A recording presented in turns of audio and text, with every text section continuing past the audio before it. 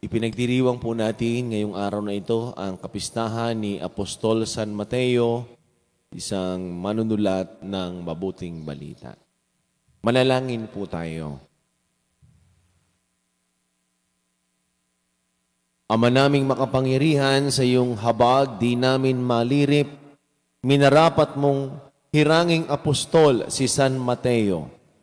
Kaming tinutuwang ang lubos ng kanyang halimbawa at pagdalangin, ay pagindapatin mo maging matalik mong kaugnay sa pagsunod namin sa iyo sa pamamagitan ni Jesucristo kasama ng Espiritu Santo magpasawalang hanggan. Amen.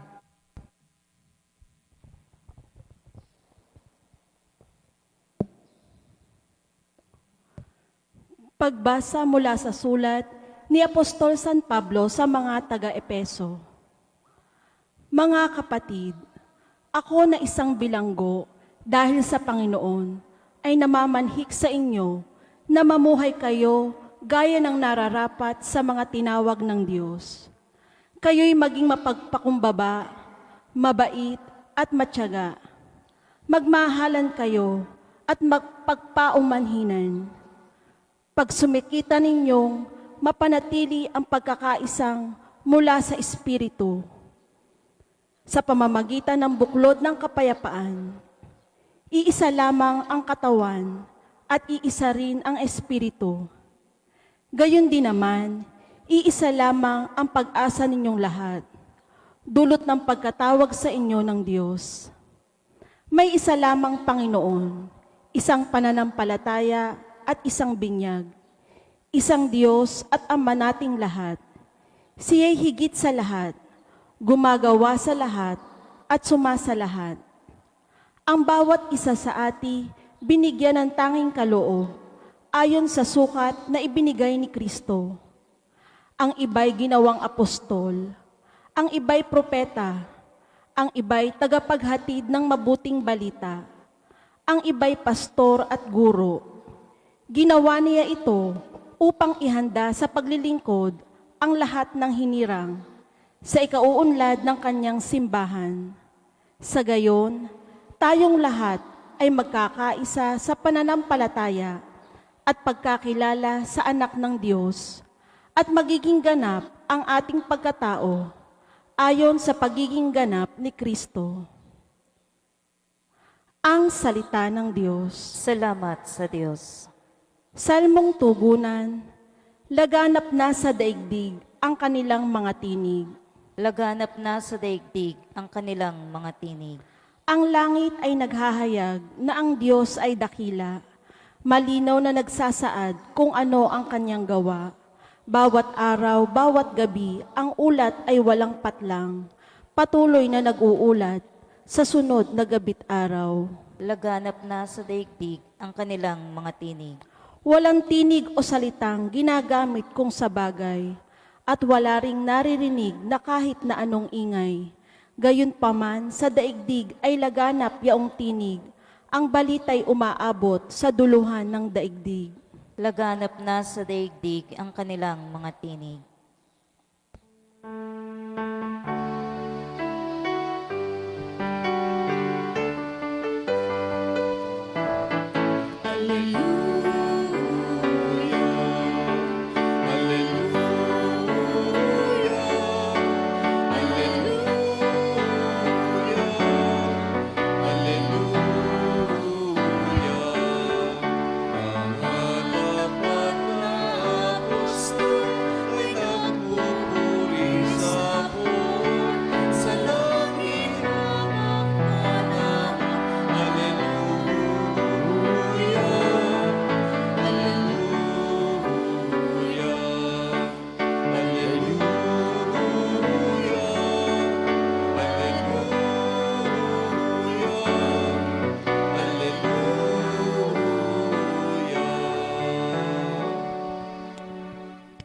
Sumaini po ang Panginoon. At sumayo Ang rin. mabuting balita ng Panginoon ayon kay San Mateo. Papuri sa iyo, Panginoon. Noong panahon yun, umalis si Jesus at sa kanyang paglakad, nakita niya ang isang taong ang pangalan ay Mateo. Nakaupo ito sa isang paningilan ng buwis. Sinabi ni Jesus sa kanya, "Sumunod ka sa akin." Tumindig si Mateo at sumunod sa kanya.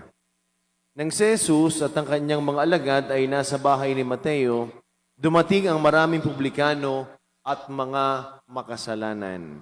At sila'y magkakasalong kumain.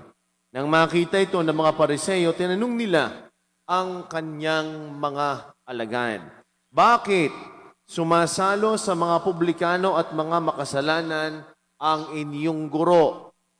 Narinig ito ni Jesus at siya ang sumagot, "Ang mga may sakit ang nangangailangan ng manggagamot, hindi ang mga walang sakit. Umayo kayo't unawain ninyo ang kahulugan nito. Habag ang ibig ko at hindi hain. Sapagkat naparito ako upang tawagin ang mga makasalanan, hindi ang mga banal."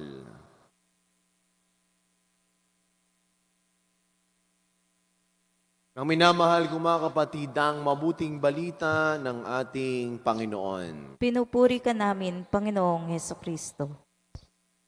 Magandang umaga po sa ating lahat. Sa mga nagdiriwang ng kanilang kaarawan ngayong araw na ito, happy birthday. Sa mga may wedding anniversary, congratulations.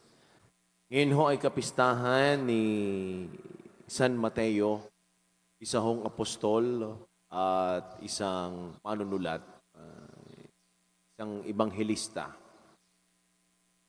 Bakit nga ho ba si Mateo naging isang makasalanan? Dahil laang ho ba siya ay tax collector, makasalanan na kaagad? Sapagkat nung panahon ni Jesus, may mga tao ho na ayaw ho nilang makasama. Ayaw makahalubilo, ayaw ma-associate, ayaw ma-identify. At isa ho diyan si Mateo. Ating pangalan ay Levi. Makasalanan siya sapagkat bilang isang maniningil ng buwis, ay tinuturing ho siyang traidor. Sapagkat nasasakupan ang bansa noon ng mga Romano. Ikaw ba naman ay maniningil ng buwis sa iyong kababayan? Tapos tataasan mo pa, dodoblehin mo pa, at ikaw ay naglilingkod sa kalaban, sinong matutuwa sa iyo? Kaya yun marahil ang kasalanan ni Mateo. Kaya pag naisip nating taga-BIR, siguro iba din agad ang iniisip ninyo. Pero hindi naman ho lahat ganun ang mga nagtatrabaho dyan. May mga tapat din naman. Trabaho sa customs. Hindi naman ho lahat na nagtatrabaho diyan ay corrupt. May mga matitino din naman. Ito si Mateo iniiwasan talaga. Kaganda naman ho ng pangalan niya Matthew, na nangangahulugan ho na gift of Yahweh. Kaya sa may mga pangalang Mateo, yan ho ibig sabihin ng pangalan ninyo. Gift of Yahweh. Yung iba ay Matthew. Yung iba naman ay talagang Matthew naman talaga. Talitigit sa kanyang asawa. Matthew Norin. Makain na rin pangalan ninyo yung asawa. Ano ho? Ito si Mateo, sabi lang ng ating Panginoon, sumunod ka sa akin. Wala nang tanong-tanong. Wala nang pag-aalinlangan. Tumayo. Mismo, on the spot. Doon sa kanyang paningilan ng buwis. At siya'y sumunod kay Jesus. Di niya sinabi, ano bang mapapala ko pag ako'y sumunod sa inyo? Ano bang magaganansya ko dyan? Ano bang makukuha ko diyan? Wala na ho, mga pananalita si Mateo. Siya ho, ang maganda hong simbolismo dito yung kanyang pagtayo. Na nangangahulugan ng pagsunod kay Jesus. Tayo, oo ng oo. Hindi naman tayo natayo. Ano nga yung lingwahe natin ginagamit? Huwag ka naman paupo-upo. Sarap ng buhay mo, paupo-upo ka lang. Sabihin ay, parang wala kang ginagawa. Pero si Mateo, ay tumayo, tumindig. At sumunod kay Jesus. May paliwanag siya sa mga Pariseyo sapagkat siya'y nakikikain sa mga publikano na tinuturing na nilang mga makasalanan, kumakain siya, kasama sila sa hapagkainan. At alam naman ho natin, yung mga kasakasalo natin sa pagkain ay siyempre yung ating mga kaibigan, yung ating kapamilya. Kami ng mga Pariseyo, bakit ka nakikisama sa mga makasalanan? Napakaganda ng sagot ni Jesus. Ano ang gusto ko? Awa, habag, hindi hain. Sino ba ang nangangailangan ng mga manggagamot? Hindi ba't ang may mga sakit? Kaya pag ang Diyos na ho ang gumalaw sa ating buhay, ay sigurado 360 degrees ang ating pagbabago. Kaya ang tanong ko naman sa inyo, ay sino bang inyong sinusundan sa inyong buhay? Pwede sabihin ng ilan na yung karir, trabaho, yun ang kanilang sinusundan sa buhay. At yung iba naman, ang sinusundan sa buhay ay di kung ano yung hilig ng katawan, sugal, addiction. Yun ang kanilang sinusundan. Pero pag tayo sumunod kay Jesus, hindi ho tayo mapapariwara. Hindi ho tayo mapapahamak. Kaya nabigyan ng pagkakataon itong si Mateo na magbagong buhay at kinilala pa nga ho siya ng ating simbahan bilang isang apostol, isa sa mga apostol at isa hong magaling na manunulat. Kaya ating ang ebanghelyo ay kay San Mateo. Siya din ho ang sumulat nito. Kita niyo ho ang biyaya ng Diyos. Kaya ipag-asa pa na magbago. Yung nga lamang ho ay ingat-ingat din sa pagbabago. Ay nagbago nga. Ay sa palala naman, nagbago nga. Lalong napahamak ang buhay. Kaya kung may susundan sa ating buhay, ay pinakamaganda hong sundan natin si Jesus. At sigurado, hindi ho tayo mapapahamak. Tayo ho'y malalagay pa sa mabuti. At kapag si Jesus ang ating sinundan sa buhay, pagamat hindi naman nangangahulugan, nagiginhawa agad ang ating buhay, si Mateo naman, hindi rin kagad guminhawa ang buhay. Siya'y nagsakripisyo. Kaya nasunod kay Jesus, sigurado na kung malalim yung kanyang buhay pananampalataya, ay magiging matatag siya sa kanyang buhay. Tulad ho ninyo, araw-araw ay nasunod, na araw-araw ay nasimba, magiging matatag ang ating pananampalataya. Salamat kay San Mateo. Nagkaroon tayo ng isang mabuting halimbawa o isang huwaran upang tayo ay magkaroon din ng isang buhay na makahulugan. Kaya't kung si Jesus ang magsasabi sa atin, sumunod ka. Sunod agad po tayo.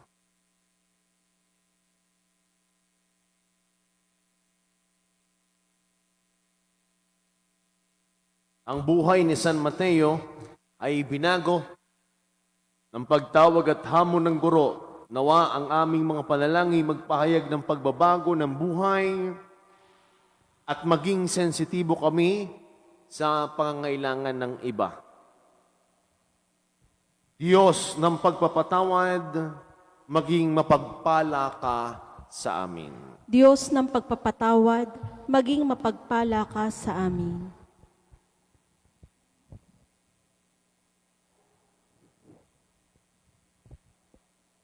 Ang mga programa para sa pagpapanibago naway maging tanda ng ating buhay Kristiyano. Manalangin tayo sa Panginoon. Diyos ng pagpapatawad, maging mapagpala ka sa amin. atin nawan tanggapin ang hamon at tawag sa pagbabalik loob, sa halip na mahikayat sa pangaakit ng mundo.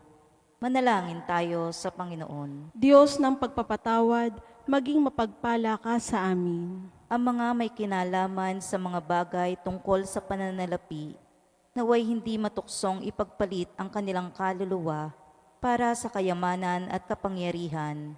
Manalangin tayo sa Panginoon. Diyos ng pagpapatawad, maging mapagpala ka sa amin. Ang mga may kahinaan sa kanilang espiritual na buhay, naway humanap ng tulong sa sakramento ng pakipagkasundo.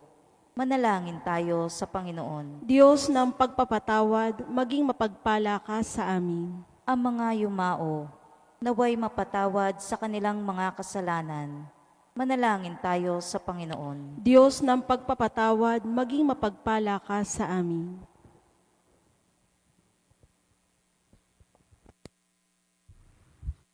Makapangyarihan Diyos, sa pamagitan ng mga panalangin ni San Mateo, tanggapin mo ang mga kahilingan ng iyong bayan, ang bagong Israel, na tinipon ng biyaya ng iyong muling nabuhay na anak, na nabubuhay at naghahari magpasawalang hanggan. Amen.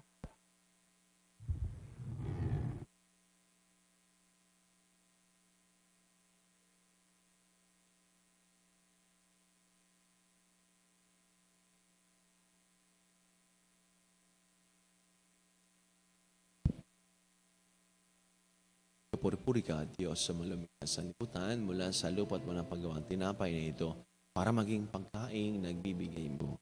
Papuri-purihan po may kapal ngayon at kailanman.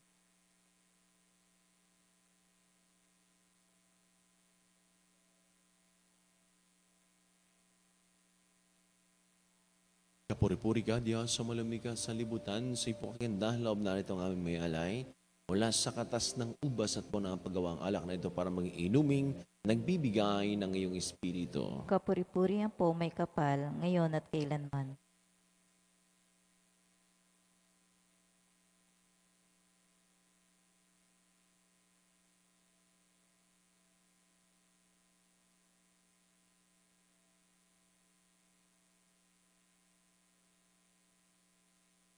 Manalangin po kayo mga kapatid upang ating paghahain ay kalugdan ng Diyos amang makapangyarihan. Tanggapin nawa ng Panginoon to pagkain sa iyong mga kamay sa kapurihan niya at karangalan sa ating kapakinabangan at sa buong sambayan niyang banal.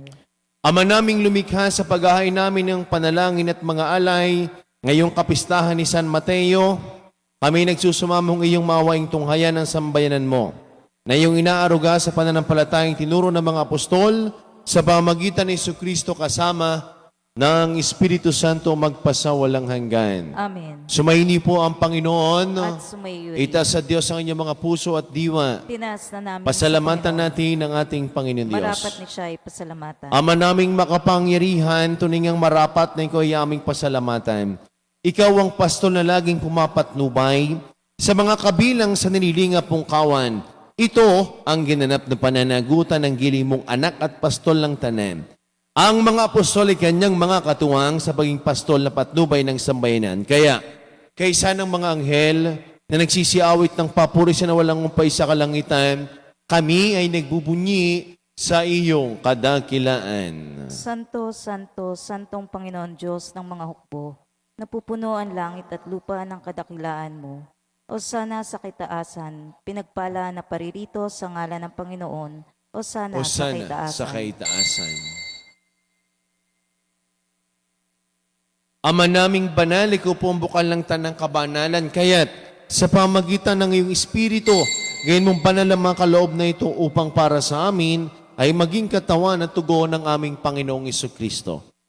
Bago niya pinagtiis ang kusang loob na maging handog, hinawa kanyang tinapay, pinasalamatan kaniya, pinaghati-hati niya iyon, iniabot sa kanyang mga alagad at sinabi, tanggapin ninyong lahat ito at kanin, ito ang aking katawan na ihahandog para sa inyo.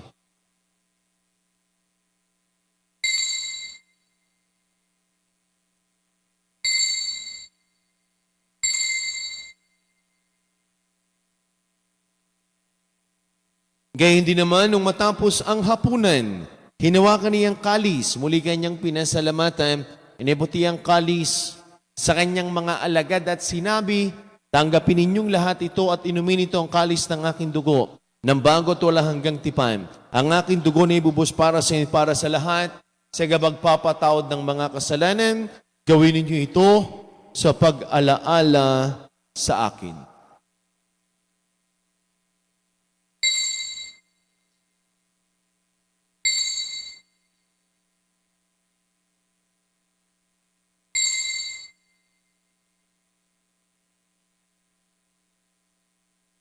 Ang misteryo ng ating pananampalataya. Si Kristo'y namatay, si Kristo'y nabuhay, si Kristo'y babalik sa wakas ng panahon.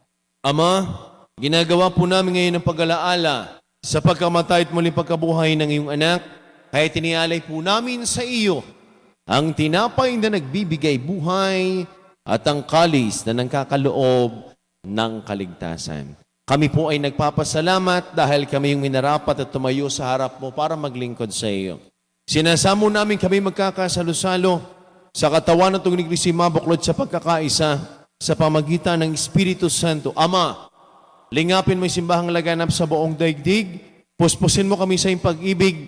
Kaysa ni Francisco na aming Santo Papa at ni Gilbert na aming arsobispot ng lahat ng mga kaparian. Alalahanin mo rin po ang mga kapatid din naming nahimlay na. Nang may pag-asang sila'y muling mabubuhay, gayon din ang lahat ng mga pumanaw, kaawaan mo sila patuloyin sa iyong kaliwanagan. Kaawaan mo at pangindapatin kaming lahat na makasalo sa iyong buhay na walang wakas. Kaysa ng mahal na Birheng Maria na ina ng Diyos, ni Poong San Jose na atin din patron.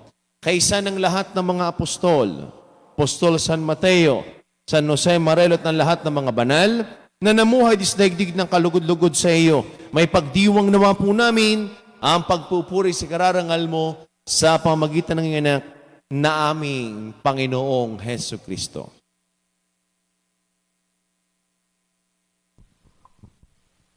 Sa pamamagitan ni Kristo, kasama niya at sa Kaniya, ang lahat ng parangal at papuri sa iyo, Diyos sa makapangyarihan, kasama ng Espiritu Santo, magpasawalang hanggan.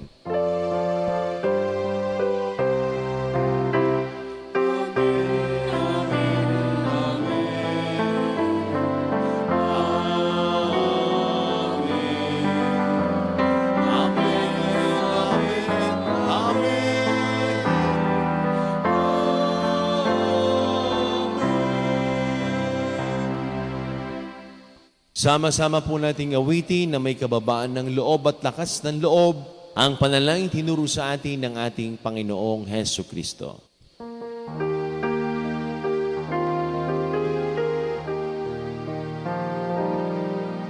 Ama namin, masalangit ka,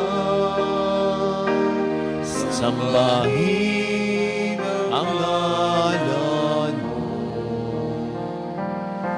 Mapasa amin ang kaharian mo. Sundin ang loob mo. Dito sa lupa para sa langit. Bigyan mo kami ngayon ang aming kakanin sa at patawarin mo kami sa aming mga sala para na pagpapatawad namin sa nagkakasala sa amin. At huwag mo kami ipaintulong sa tukso at iadiyam kami sa lahat.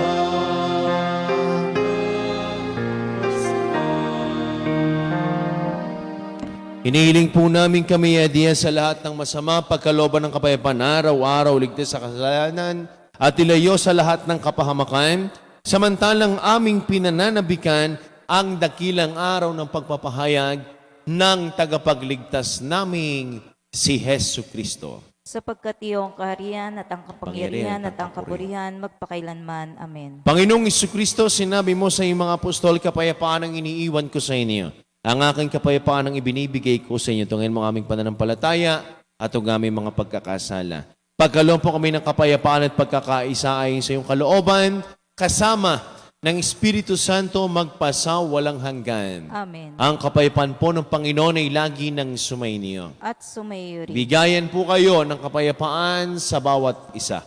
Peace be with you po. Kordero ng Diyos, Na nag-aalis ng mga kasalanan ng sanlibutan, maawa ka sa amin. Kordero ng Diyos, nag-aalis ng mga kasalanan ng sanlibutan, maawa ka sa amin. Kordero ng Diyos, nag-aalis ng mga kasalanan ng sanlibutan, pagkaloob mo sa amin ang kapayapaan.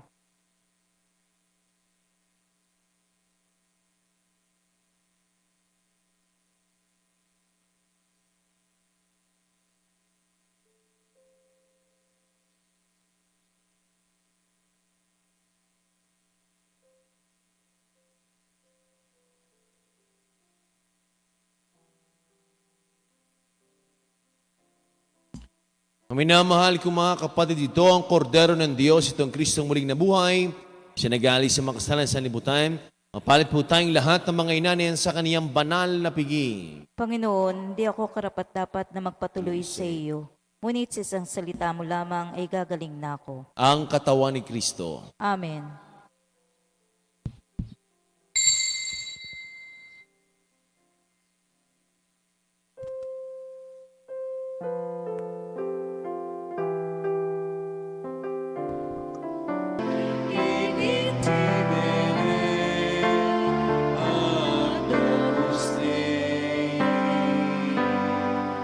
Pagkain ng buhay, handog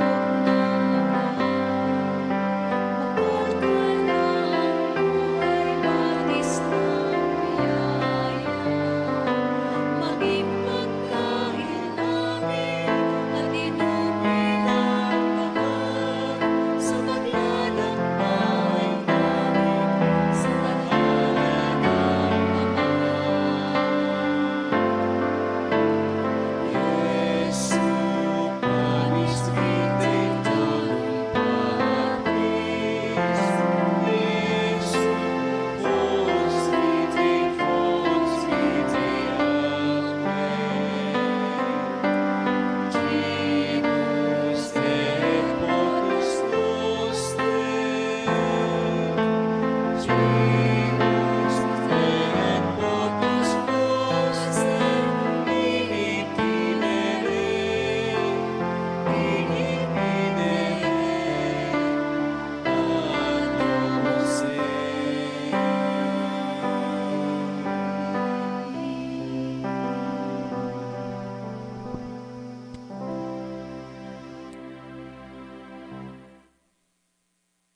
Manalangin po tayo.